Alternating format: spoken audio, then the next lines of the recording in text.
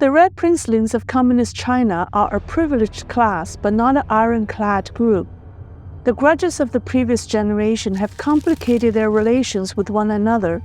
Even though Xi Jinping grew up as a privileged child of a vice premier, he was looked down by the children of other leaders because his father lost power under Mao and was sidelined by Deng. Since Xi took over the reins, his princeling status has been derided by some as lacking legitimacy due to his father's suppressed influence. Yet no one has been able to challenge him successfully. But there's one princeling who may pose a real threat, as he once won over Xi in a competition. So who is Xi's biggest opponent among the princelings? Hello, welcome to Leisrealtalk. I'm Lei. After the 1989 pro-democracy movement ended in bloodshed in Tiananmen Square, Chinese leaders were concerned about the longevity of their rule. Chen Yun, one of the CCP patriarchs, advised Deng Xiaoping to pass the regime to their children. He said, "It seems that our offspring are the most reliable as they won't dig their ancestral graves. We fought hard and won the kingdom, so our descendants should inherit this kingdom." Chen's suggestion was tacitly approved by Deng, and the two set up a rule. Each family of the top leaders could arrange for one descendant to enter politics while the others could go into business to make money. This rule laid the foundation for many red princelings to profit from state businesses and forced Jiang Zemin and Hu Jintao to pass the baton to a princeling. From the CCP elders and their children's perspective, Jiang Zemin and Hu Jintao were just their butlers, since they didn't fight in the revolution with Mao and lacked legitimacy. So these two leaders did the housekeeping, so to speak, before the true heirs, the Red Princelings, would mature politically and claim the throne. The CCP's organization department turned Chen's idea into an unwritten rule. It allowed the children of the CCP's top brass to participate on an equal footing on the political circuit that culminates in a position in Zhongnanhai. But they must go through grassroots tampering to build up their credentials and climb the ladder. Because of the uncertainties along the way, which were beyond their control, many princelings chose to work in the central government rather than go to remote local areas to be tempered. However, three princelings were exceptional. The first two were Xi Jinping and Bo Xilai, whose rivalry made international headlines and was discussed in part 1 of this series. The third is Liu Yuan, son of Liu Shaoqi, the former chairman of China, and once named Mao's successor. These three men chose to be tempered by gaining experience at the local level a few years after college. They thus began their rivalry and competition for the throne and Zhongnanhai. Bo Xilai graduated from the Chinese Academy of Social Sciences with a master's degree and spent 2 years in the research office of the Secretariat of the Central Committee and the General Office of the Central Committee, before assuming the position of Deputy Party Secretary in Jing County of Liaoning Province. Xi Jinping graduated from Tsinghua University and was a secretary working for Geng Biao, the defense minister at the time. In 1982, with the help of his father, Xi chose to work in Zhending County, Hebei Province, which is very close to Beijing.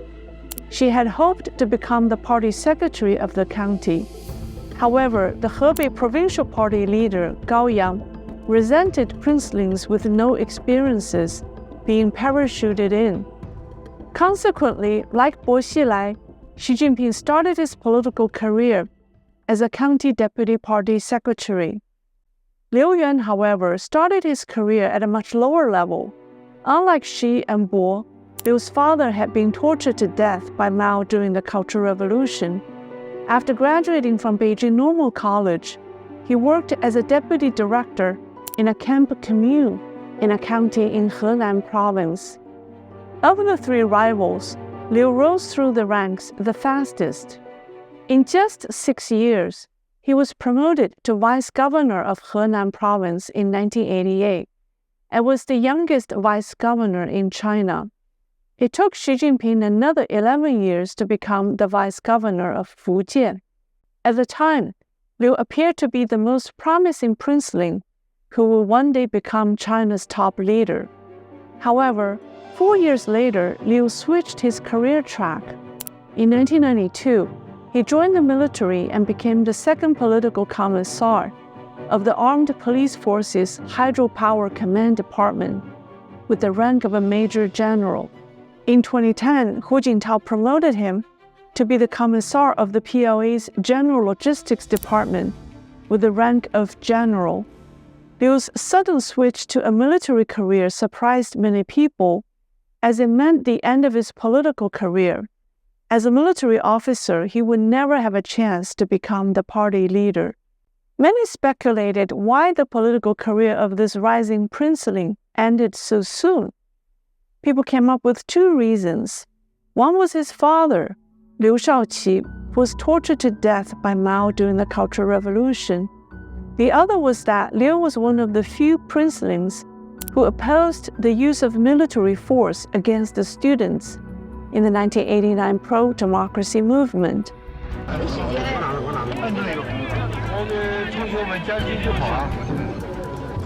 The party elders feared that Liu would become another Zhao Ziyang.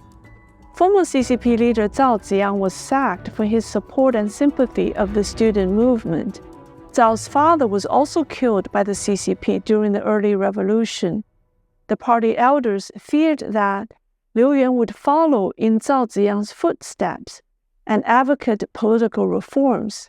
They believed that the two men might hold grudges against the party for having killed their fathers, and therefore wanted to change the party politically. After Liu Yuan lost his chance to become the top CCP leader, he maneuvered between Bo Xilai and Xi Jinping, the two rivals competing for the top job. In 2012, after Bo's police chief Wang Lijun defected to the American consulate, Bo's plan to take down Xi Jinping in a coup became public. It was also revealed that Liu Yuan had supported Bo Xilai's coup plan, but Liu then quickly cut ties with Bo and turned to support Xi Jinping. Even though Liu subsequently played an instrumental role in taking down Bo Xilai and his allies, Xi Jinping couldn't completely trust him, and Liu retired sooner than expected. Shortly after Xi Jinping became party leader in the fall of 2012, he appeared with Hu Jintao at a meeting with top PLA officers, who praised Xi as a qualified successor. According to CCTV footage, almost everyone in attendance was taking notes with their heads down, except General Liu Yuan. The defiant Liu looked up at the ceiling without taking any notes.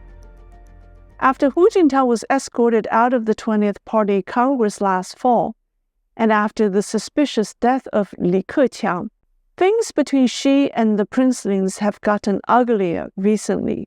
Liu Yuan took the opportunity of his father's memorial to gather the princelings for a show of force. November 24th marked the 125th birthday of Liu's father, the late chairman Liu Shaoqi. A memorial concert was held at the Beijing Concert Hall on the evening of November 6th. The number of key princelings in attendance was unprecedented, including Mao Zedong's grandson, Zhou Enlai's niece, two of Zhu De's grandsons, son of founding Marshal Chen Yi, and the son of Mao's chosen successor, Hua Guofeng, among others. A few days before the concert, Liu Yuan published an article in which he opposed individual arbitrariness, dictatorship, and any form of individual worship. His words directly challenged the legitimacy of Xi Jinping's rule. His November 1st article timely preceded the most important gathering of the princelings in years.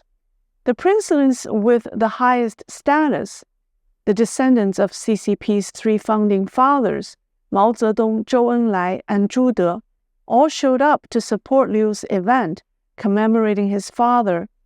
Interestingly, the princelings were given precedence according to their father's prestige in the party, reminding the public of their authentic and legitimate lineage to the Red Throne. If Xi Jinping were there, he wouldn't have had a very high precedence. Not surprisingly, he didn't attend it, nor did he send a greeting message. 5 years ago, he attended the same commemoration event and delivered a speech. His absence made the rift between Xi and Liu very obvious.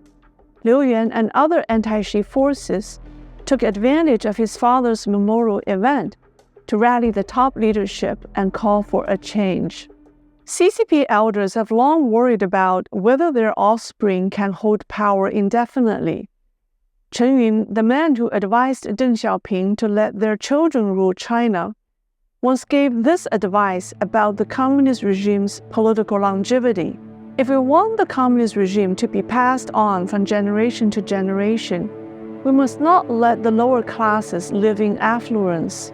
We must toss them around with various political campaigns and deprive them of their rights with various policies. Then we give some rights back, like squeezing toothpaste, so that the lower classes will be grateful to us. When running around and competing for basic survival, they won't have time to care about ideals, democracy, or freedom. Then people will run to us and ask us to maintain social order, like we are the savior with a moral high ground. Only in this way can we pass the kingdom to our next generation worry-free. There's no question that Xi Jinping has faithfully followed this template designed by the party elders and would tell the princelings who oppose him that he had been just carrying out their father's wishes. General Liu Yuan's status and influence among the princelings, his father's tragic death under Mao, and his talent and past experiences make him a formidable opponent of Xi's. But whether or not Liu will successfully bring real changes to China depends on whether he has the wisdom and courage to end the communist rule and dissolve the Communist Party.